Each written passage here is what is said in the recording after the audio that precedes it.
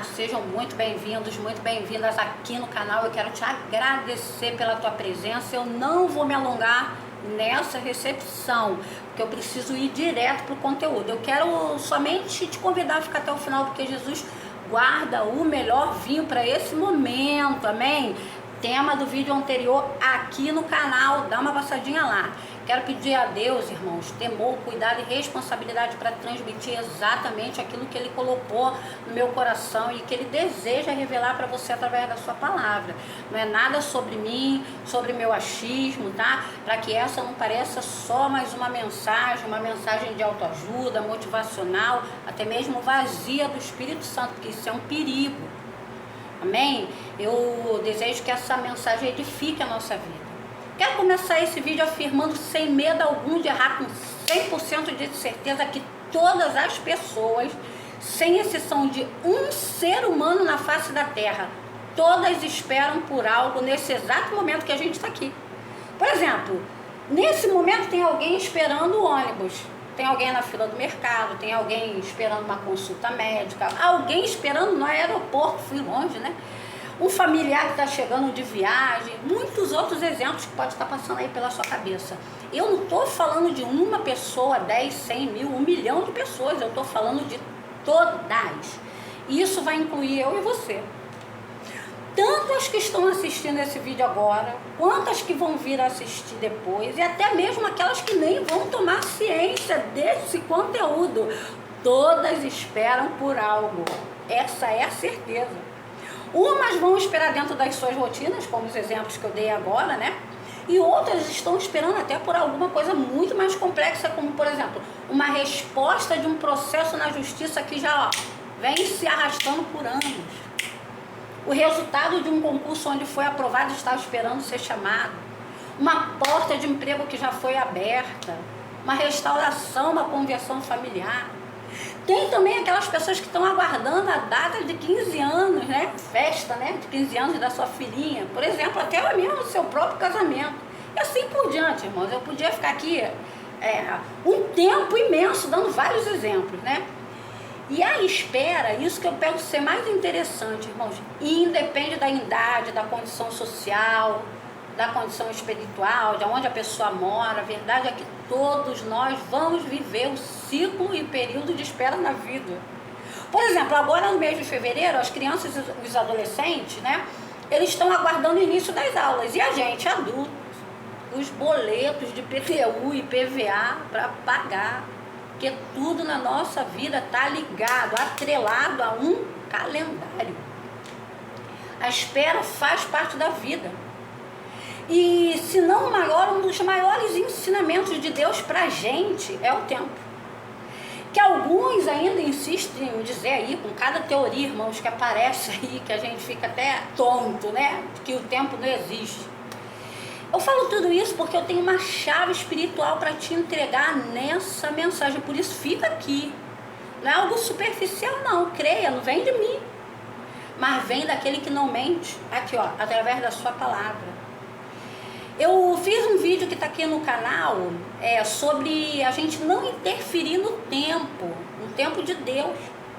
E esse vídeo aqui não é um cumprimento, mas Deus tem trabalhado na minha vida com esses contextos que eu vou usar aqui e que eu vou compartilhar novamente sobre outra perspectiva, mas falando do tempo, tá? Quando a gente lê em Eclesiastes 3, versículo 1, e a gente lê sem a devida atenção, a gente corre o risco de cair no reducionismo, ou seja, reduzir uma verdade que é profunda a algo meramente humano. Como assim, Dani? Eu vou te explicar porque quando eu lia esse versículo, isso me saltou os olhos. Talvez nem seja novidade o que eu vou falar para você, mas presta atenção. Porque eu prestei atenção nesses detalhes. A gente costuma ter muito esse cuidado, inclusive na faculdade, né? Quando a gente vai trabalhar um tema complexo, daqueles temas que exigem assim, um olhar mais apurado, mais próximo, uma compreensão mais ampla, para a gente não reduzir aquele todo num único ponto de vista. A gente evita cair nesse reducionismo porque isso é um perigo, irmão.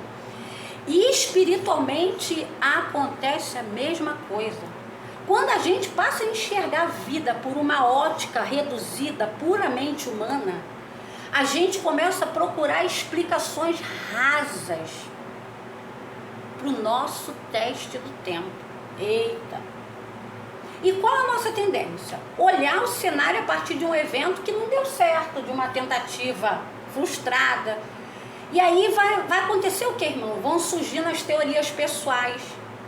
E também de quem nos cercam, infelizmente. A gente começa a perguntar ao Senhor. E isso não é porque a gente é super santo, não, irmãos. Inerrante, não. Mas vem o questionamento. Vem a pergunta. A gente começa a perguntar, Senhor, onde a gente está errando? Já tentei de tudo, estou obedecendo, clamando, mantendo a fé viva, te buscando. Irmãos, eu não estou falando de meritocracia, tá? Nem anulando a graça de Deus, não é sobre isso. Mas a gente se questiona porque quando a gente vai fazer uma autoanálise, pelo menos a gente tem que fazer, né? Então a gente fica pensando de onde vem o atraso do tempo. Está demorando porque deve ter algum pecado oculto, as pessoas falam, né? Infelizmente essa é uma das primeiras coisas que a gente ouve. A gente acaba sendo alvo de comentário pelas costas, eu preciso falar isso. Não são todos não, mas tem quem fale assim. Infelizmente eu estou falando de cristãos, irmãos na fé. Comentários do tipo, existe alguma desobediência aí, é só procurar que acha. Deus quer tratar. Ih, está debaixo de alguma maldição hereditária, tem que fazer quebra de maldição. Irmãos, pode ser que alguns casos desses sejam reais, mas com carinho e respeito, isso é da conta de quem comenta. É tanta gente tentando dar diagnóstico para a nossa vida que às vezes dá vontade de dizer debaixo da graça, irmãos, e do perdão de Cristo. Amado, amada, você quer consertar a vida? Para mim, já que você diz que sabe a causa, tem o diagnóstico, não apenas conhece, mas tem a cura, assume tudo para mim e me poupa um pouco da minha prova, da minha dor e do meu cansaço. É em Cristo, irmãos. Desculpa se em algum momento parece firme demais a minha palavra, mas tem horas que o coração da gente transborda porque certos limites acabam sendo ultrapassados. Isso não é recado não, tá, irmãos? Isso é uma realidade, tá? Isso não é recado para ninguém. Muitas vezes a gente nem oferece tamanha liberdade e ainda assim, sem perceber, ou até mesmo intencionalmente, as pessoas entram na nossa história como se fossem médicos, juízes, advogados, psicólogos. Curiosamente, se fossem, tudo bem, mas não tem nenhuma credencial e começam a opinar. Eu não estou dizendo isso com dureza, sabe, com severidade não, mas com sinceridade. Porque a gente precisa pedir a Deus o discernimento para identificar se aquela fala parte de uma preocupação, de um cuidado com o outro, ou de uma sentença disfarçada. Porque cuidar do outro também passa por respeitar o tempo, a dor e o processo que só Deus e a pessoa conhecem por inteiro. Porque é pessoal. Sem perceber, a gente começa a reduzir a ação soberana de Deus a conclusões limitadas, sabe? Aos nossos achismos, à nossa espiritualidade. Porque, na verdade, ninguém possui um espírito de revelação tão pleno a ponto de conhecer com profundidade a história e o coração do outro sem que verdadeiramente seja contado. Eu vou um pouco além. Não me queira mal. Qual o propósito de Deus em revelar e expor o pecado de alguém se essa revelação não vem acompanhada de caminho, de direção e de cuidado? Porque eu entendo, eu posso estar equivocado, irmãos, eu posso estar. Que o Deus que revela é o Deus que trata, que orienta e que restaura. Fora disso, não é zelo espiritual. É simplesmente julgamento disfarçado de espiritualidade. Na Bíblia, irmãos, quando a gente passeia, a gente vai ver que Deus levanta profeta, não só para apontar a ferida, mas para dar o remédio. O profeta confrontava sim, mas ele também chamava ao arrependimento, a restauração e a volta do povo para Deus. O problema é que hoje muitas vezes se expõe a causa, mas se esquece do tratamento. Se fala de erro, mas não aponta a cura.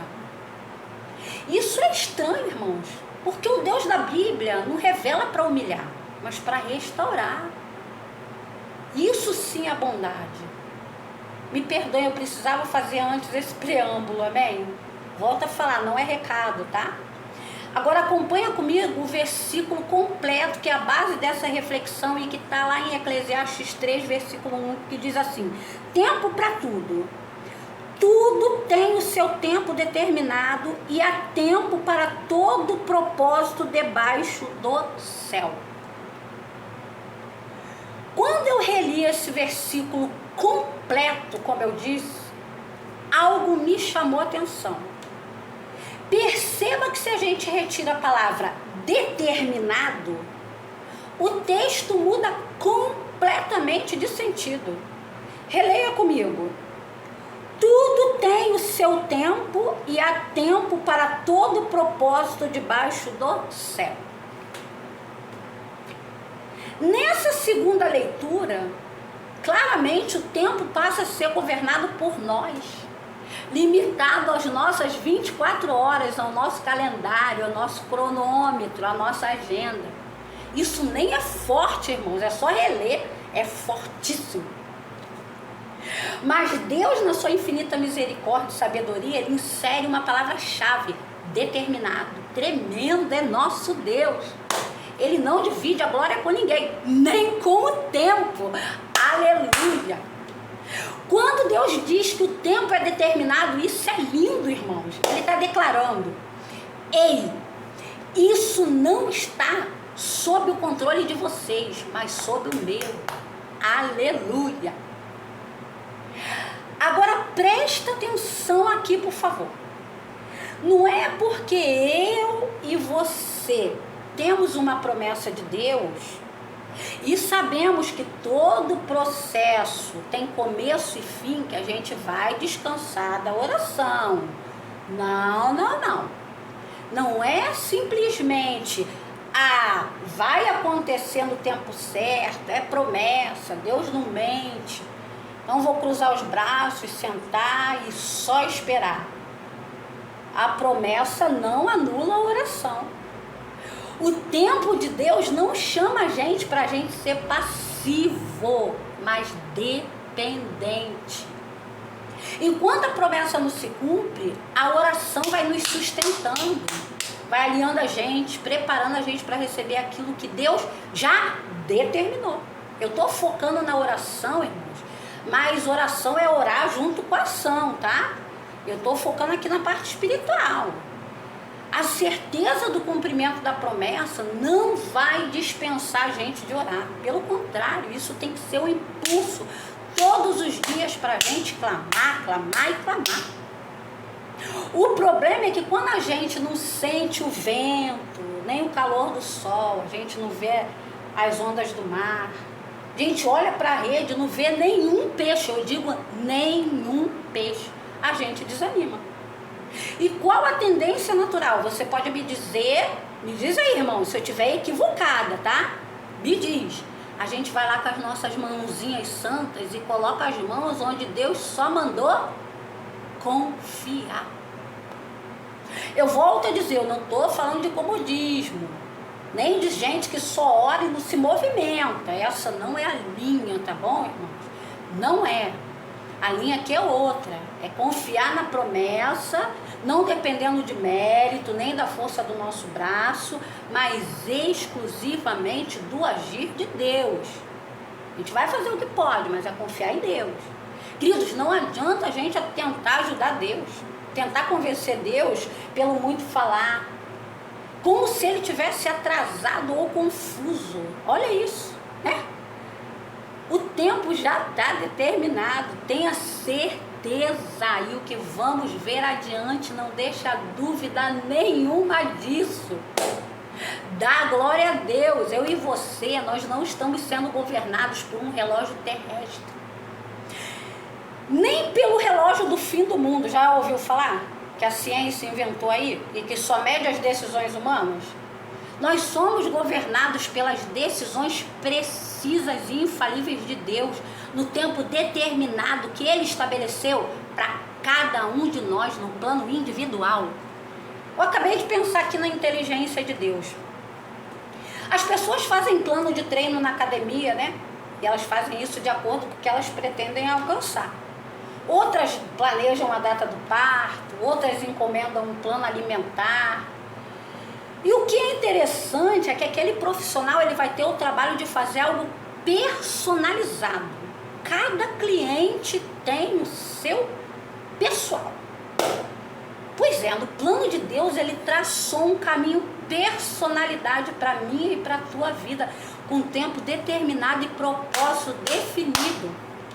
E aqui está o diferencial. Não é a gente que vai controlar esse tempo e esse plano. Diferente dos exemplos da academia, do parto ou do plano alimentar, que estão sujeitos a falhas, ajustes, imprevistos humanos, o plano de Deus não carrega margem de erro. Também não estou excluindo o livre-arbítrio, tá, irmãos? Ele não falha, não se atrasa, ele não precisa de correção. Se há atrasos ou embaraços no caminho, não é porque Deus perdeu o controle, mas porque às vezes a gente se desvia da confiança, da obediência e da dependência de Deus. O tempo é dele, o agir é dele. E aí eu trago uma máxima aqui. O tempo é ferramenta de Deus. Vai aperfeiçoar a gente, vai amadurecer, vai fortalecer a nossa fé. É no tempo, muitas vezes chamados por nós de processo, que Jesus ensina a gente, que Ele ouve a gente, que Ele liberta, que Ele cura, que Ele levanta, que Ele abate também, que Ele nos honra também. E eu te afirmo assim, acima de tudo, que muitas vezes pela nossa fé no tempo perfeito da espera, que Deus é honrado. Porque, irmãos, tem experiências que a gente vive que se tornam testemunho para outras vidas. Coisas que pelo tempo humano não seriam possíveis, mas injeta fé naquele que ouve. Mas por Deus, por seu governo, por seu agir soberano, Ele vai se levantar, vai intervir, para que o seu nome seja glorificado através da nossa espera. Coisa linda. Ei, você pode nem saber, mas a tua espera obediente ao tempo de Deus pode estar gerando esperança e perseverança em outras vidas. Não desiste, não. Talvez você esteja perguntando: Dani, por que você falou isso tudo? Porque eu quero te dizer algo. Você está perto de acessar aquilo que Deus te prometeu, sim. Perto, é uma linha bem fininha, muito fininha. Creia. Isso é uma certeza para aqueles que buscam, clamam, obedecem e mantêm a fé em Cristo. Seja a libertação de alguém, por quem você está ali orando há anos. Uma bênção financeira, a liberação de direitos na justiça, uma resposta que está parecendo demorada. O tempo já está determinado por Deus. Eclesiastes 3:1. Descansa no Senhor. Isso é profundo demais, irmãos. Isso é profundo. Dani, me dá provas bíblicas. Vamos falar de Sara? Em Gênesis 18, o Senhor vai aparecer a Abraão juntamente com 2 anjos.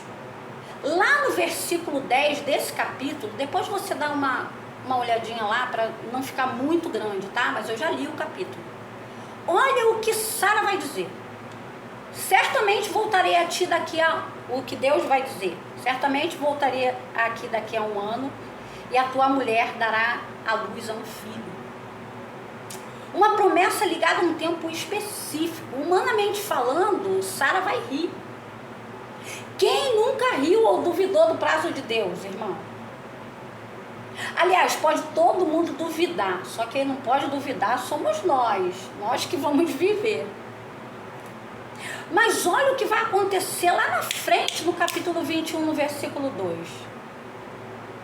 A palavra vai dizer que Sara concebeu e deu à luz a um filho, Abraão, na sua velhice, no tempo determinado de que Deus falou para ela. Coisa linda é esse Deus. Deus não brinca com o tempo, irmão.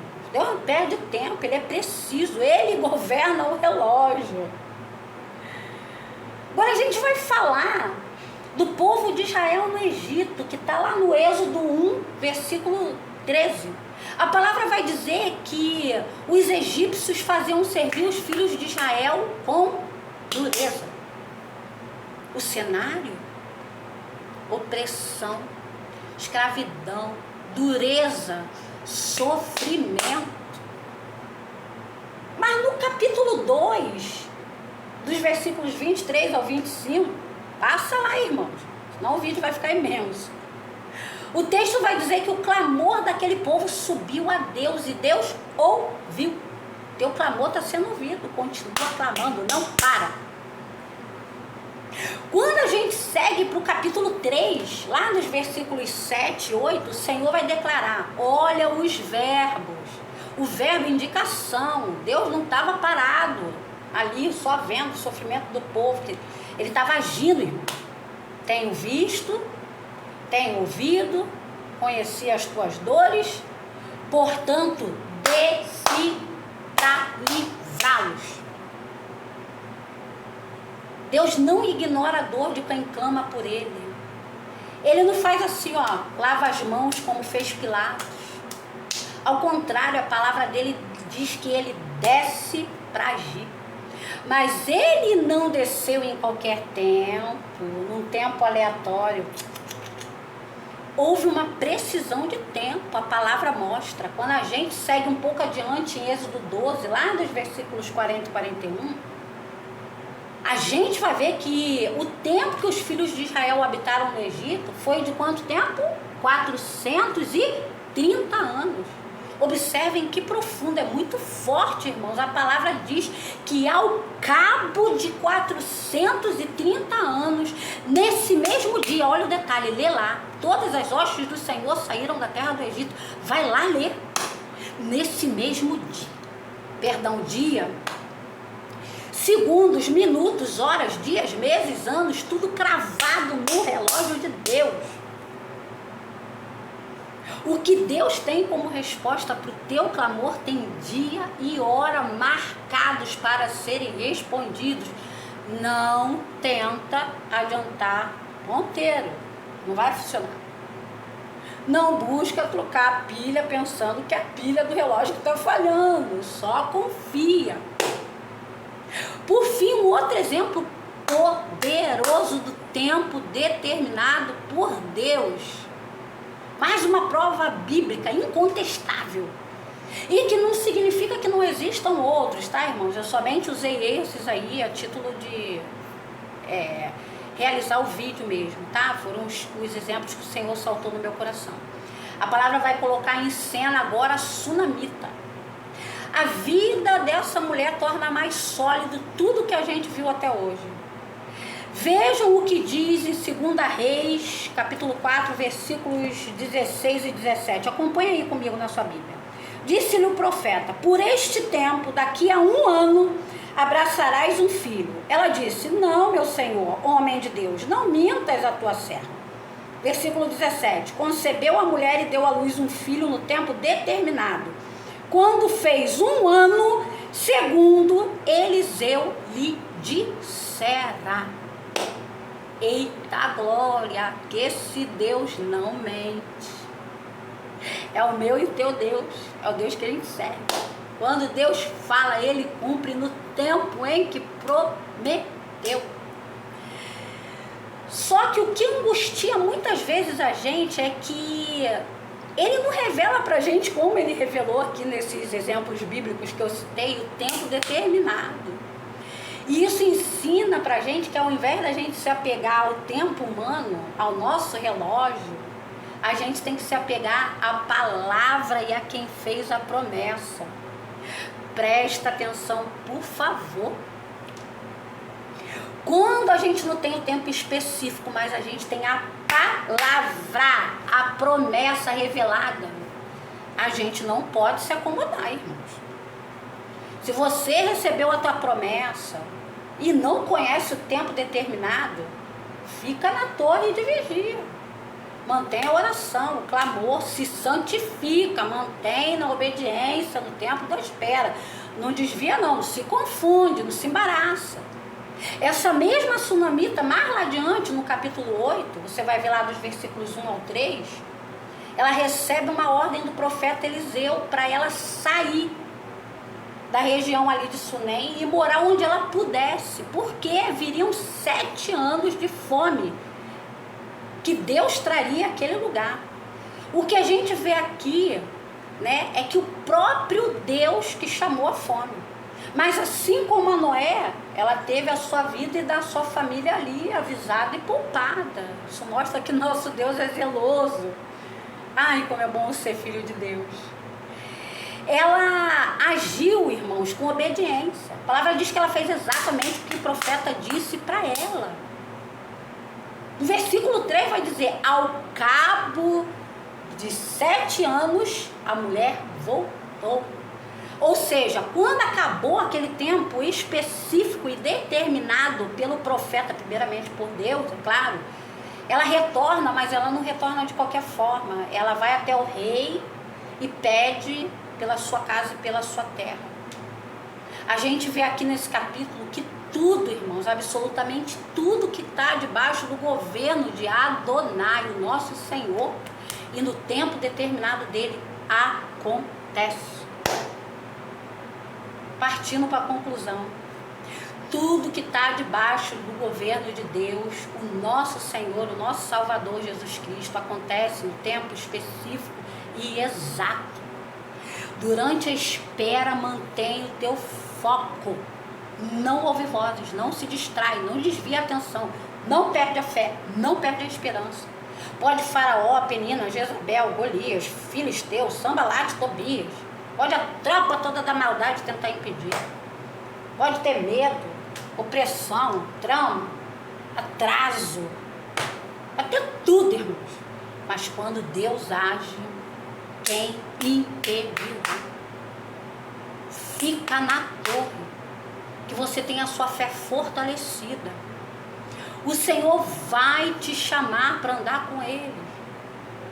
Até sobre as águas, você vai vivenciar. Ei, você não vai só experimentar, você vai vivenciar o que Deus tem para a tua vida e para a tua família no tempo determinado. Eu profetizo isso, irmãos. Deus abençoe a sua vida, seus filhos e os filhos dos seus filhos. Fica com essa palavra de ânimo. O seu tempo de espera está chegando ao fim. Não se atrapalhe na linha de chegada. Não se desespera. O tempo já está determinado por Deus. Amém? Até a próxima.